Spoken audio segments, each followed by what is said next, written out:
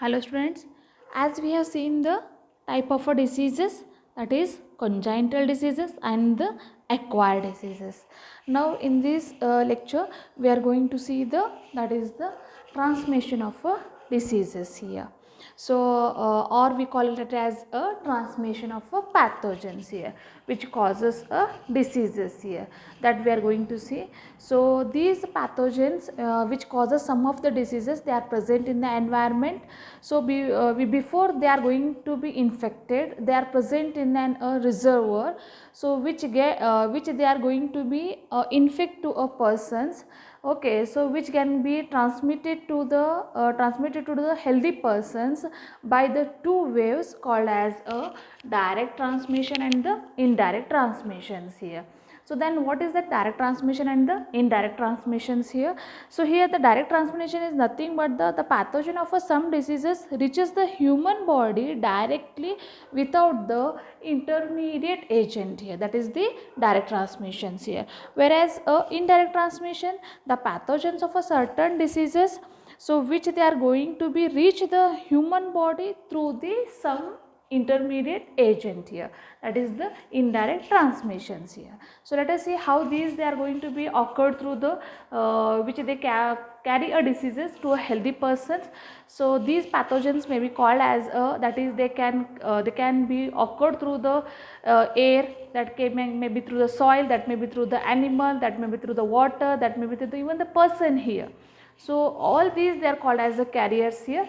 So how they are going to be carried out? So we have made them as a direct transmission and the indirect transmission here.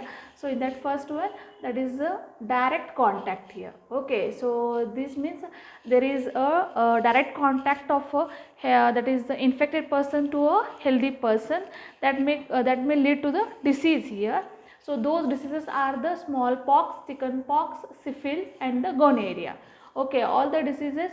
So those diseases which can be occur to a healthy person through the direct contact here.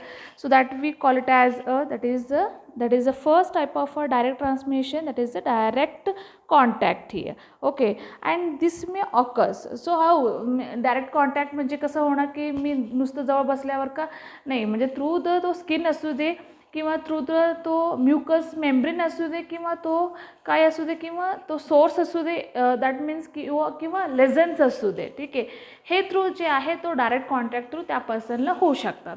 त्या disease कोणतं असणार आहे म्हणत तर हे लक्षात ठेवा, smallpox, chickenpox, सिफिल्स आणि गोनेरिया असणार आहे. ठीक आहे. सेकंडमध्ये बघायचं असेल तर ड्रॉपलेट इन्फेक्शन असणार आहे. ठीक आहे, तुम्हाला ड्रॉपलेट इन्फेक्शन तर माहिती आहे, किंवा बोलताना किंवा शिंकताना वगैरे की हे एअरमध्ये वगैरे हे जे ड्रॉपलेट्स आहेत त्या इन्फेक्टेड पर्सनचं ते येऊ शकतात आणि तो हेल्दी पर्सनला तो डिसीज जे आहे ट्रान्सफर होऊ शकतात. मग आता हे जे काही टायनी ड्रॉपलेट्स आहे, so which is sufficient to cause infections. So they can cause a diseases like that is the cold, influenza, whooping cough, pneumonia, tuberculosis. हे सगळे जे आहे आम्ही काय म्हणतो आहे ना की they are the airborne respiratory infections आहे, that means they are occurred through the air. Okay, म्हणून आम्ही एअरबोर्न रेस्पिरेटरी इन्फेक्शन्स आहे. So which may occur through the droplet. Okay, tiny droplet जे आहे त्या एअरमध्ये असतात. ठीक आहे, किंवा नुसता एअर असेल तर ते वेगळा होऊ शकता, पण इथं त्या एअरमध्ये काही ड्रॉपलेट्स आहे आणि त्या ड्रॉपलेट थ्रू काय होणार की हेल्दी पर्सनला तो इन्फेक्शन होऊ शकतात. म्हणून तो कोणतं डिसीज असा आहे की कोल्ड आहे, इन्फ्लुएंजा आहे, उफिंग कफ आहे, निमोनिया आहे आणि ट्युबरक्लोसिस आहे. हे सगळे कसं आहे, that will cause through that is the person, that is the infected person जे आहे तो एमिट करू शकतात. कसं एमिट करू शकतात, किंवा that is there is a whooping. Okay, there is a sneezing, there is that is a split. Okay, किंवा थुकतात किंवा आपल्या खोकलतात किंवा कसं आहे छिंकतात वगैरे, हे सगळे जे आहे असं झाल्यानंतर काय होणार, त्यांना तो ड्रॉपलेटमध्ये त्या एअरमध्ये त्यांना इन्फेक्ट करू शकतात. ठीक आहे, नाव लक्षात ठेवा, डिसीज तर व्हेरी इम्पॉर्टंट आहे. तुम्हाला हे जे काही कन्सेप्ट आहे इथं मोस्टली तुम्ही डिसीज आणि त्यांचे मोड जे आहेत तो कसं होतात हे इम्पॉर्टंट आहे. नेक्स्ट जे आहे कॉन्टॅक्ट विथ द सॉईल, म्हणजे आता पॅथोजन कुठं आहे, तो सॉईलमध्ये आहे. त्या सॉईलमध्ये प्रेझेंट असणारा तो डिसीज कॉज करू शकतो. मग तो कसा आहे डिसीज कसं करणार की आपल्या बॉडीला काहीतरी किंवा तो वूंड वगैरे किंवा काहीतरी इथं इंजुरी झालेले, तर तो तिथं काय करू शकतात, त्या सॉईलमधलं पॅथोजन त्या इंजुरी थ्रू जे आहे बॉडीमध्ये एंटर होऊन जातात. तसं टाईपचे डिसीज म्हणजे हे टिटॅनस आहे. ठीक आहे, लक्षात ठेवायचं. आणि bite of a animal definitely तुम्हाला सगळ्यांना माहिती आहे. Yes, okay. So that is the virus which causes a disease called as a rabies, किंवा त्यांनी आम्ही काय म्हणतो, it is called as a hydrophobia. Okay, it is called as a hydrophobia. Okay, clear आहे सगळ्यांना? Okay, next one, transplacental transmissions here. Okay, आता हे जे पॅथोजन आहे which causes diseases, okay, so which is going to be transmitted through the placenta. So we call it as the transplantal transmissions here. So such examples are the measles किंवा सिफिल्स असतात, किंवा तो तुम्ही असं म्हणू शकता किंवा की ते प्रेग्नेंट वुमेनला हे जे डिसीज आहे मिझल्स आहे, सिफिल्स आहे, हे आहे प्रेग्नेंट वुमेनला की प्रेग्नेन्सी ड्युरिंगला. मग आता हे जे काही डिसीज आहे तो फिटसला ट्रान्सफर होऊ शकतो थ्रू द प्लेसेंटा, म्हणून त्या मोड ऑफ ट्रान्समिशन कसं आहे, ट्रान्सप्लांटल ट्रान्समिशन असतात. ठीक आहे, तो असं पण म्हणू शकतो की इवन जे आहे ह्या डिसीज जे आहे सेक्शुअल कॉन्टॅक्ट थ्रू होणारा डिसीज पण आहे, दॅट इज द मिझल्स असू दे, सिफिल्स असू दे किंवा एड्स असू दे. Okay, so that is how we classified them as that is a direct transmission of a diseases which the pathogen of some diseases can enter a healthy human body directly without intermediate agent. Directly without intermediate agent आहे. कसं केलं आम्ही, direct contact आहे, droplet इन्फेक्शनचं आहे, contact with soil आहे, bite of a animal आहे, ट्रान्सप्लांटल transmissions आहे. ठीक आहे, आता सेकंड जे आहे तो इनडायरेक्ट ट्रान्समिशनमध्ये that is they are going to be transmitted through that is the intermediate agents here. Okay, they are the vectors, they are the carriers here. In that first one is the arthropoda vectors here, म्हणजे arthropoda जे काही इन्सेक्टचं class आहे, so that the class which is having the insect here, so those are going to be cause the diseases here. So those R the हाऊसफ्लाय. ठीक आहे, हाऊसफ्लाय आहे, तर हाऊसफ्लायमध्ये example डिसीजचं example कोण आहे, कोलरा, टायफॉइड, डिसेंट्री, ट्युबरक्लोसिस आहे. ठीक आहे, हे सगळं डिसीज कसं होणार, that is through the housefly जे आहे तो होत असतात. ठीक आहे, so that is how they are cause, म्हणजे कसं, so these housefly they carry the diseases through their legs, through their mouth. Okay, असं ते कॅरी करू शकतात टू द हेल्दी पर्सन, किंवा ते फूड पार्टिकल्समध्ये जे आहे तो डिसीज ट्रान्सफर करू शकतात. तो जे काय हाऊसफ्लायज आहे, इवन घरातमध्ये असलेल्या कॉक्रोच असू दे, ॲन्ट्स असू दे, किंवा तो some insects असू दे. Okay, so they are present in the kitchen, so they can be also transfer the infection to the food, and then the food is eaten by the healthy person. Okay, in this way there is a transmission of diseases here. Even there is another diseases which is going to be occurred by the insect only, that is by the blood sucking insect. Okay, for example, that is a testis fly, so which spread the sleeping sickness here. Okay, फ्लायचं नाव आहे तो काय, tsetse fly. Okay, so that spread that is the sleeping sickness आहे. ठीक आहे, की असं काही इन्सेक्ट्स आहे that they transfer the diseases here.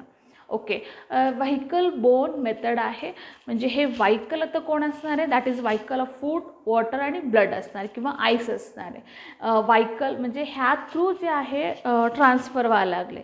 तो फूड असू दे, फूड आम्ही नाव काय दिलं, व्हायकल, वॉटर व्हायकल, ब्लड व्हायकल आहे.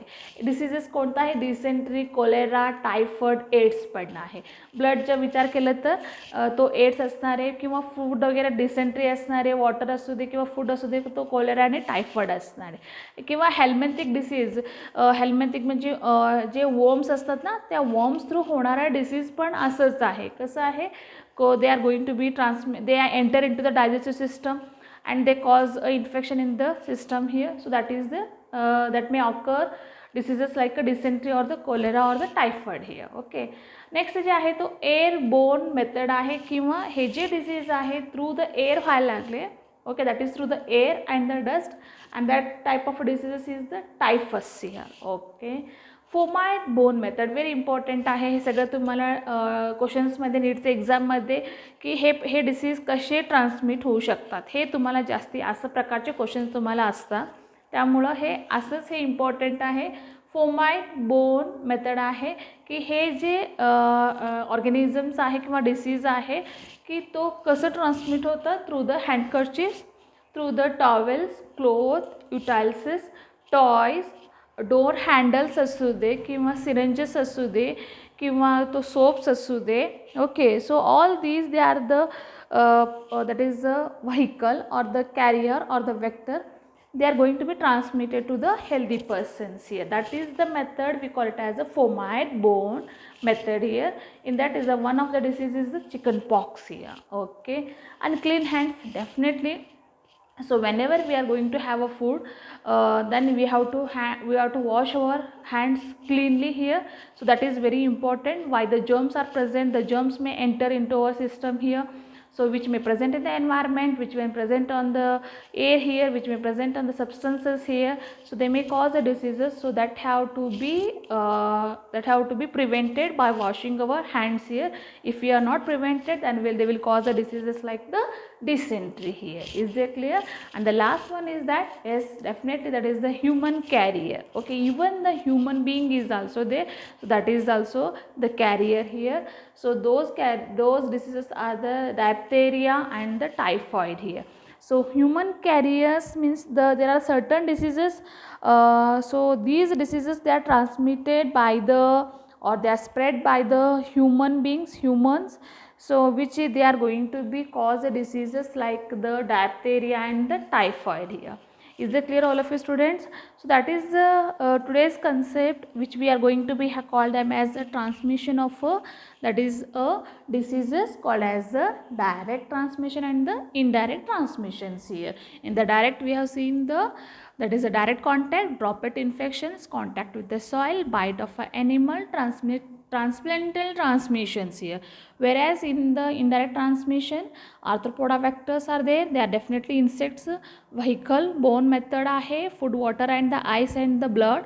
Airborne method, air and the dust. Fomite or some of the cloths, toys, clothes, door handles, okay, even syringes, all these they causes the diseases here. So I hope understood all the concept of the diseases here. Thank you.